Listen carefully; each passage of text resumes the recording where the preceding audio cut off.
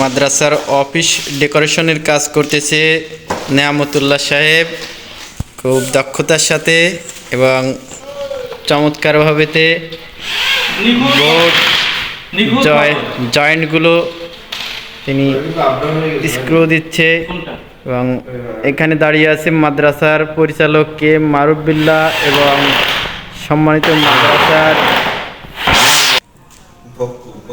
মাদ্রাসার সম্মানিত সভাপতি জনাব ওয়াহিদুল ইসলাম এবং এটা হচ্ছে মাদ্রাসার অফিস কক্ষ তৈরি করা হবে এখানে। আর এদিকে আছে মাদ্রাসার বিভিন্ন ক্লাসরুম।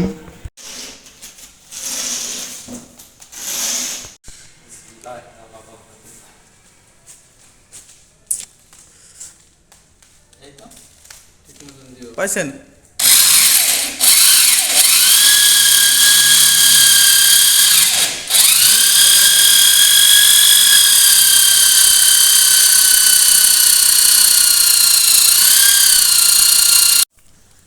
ডিমের সাথে ডাল ভাজার পরোটা আনা দরকার ছিল না।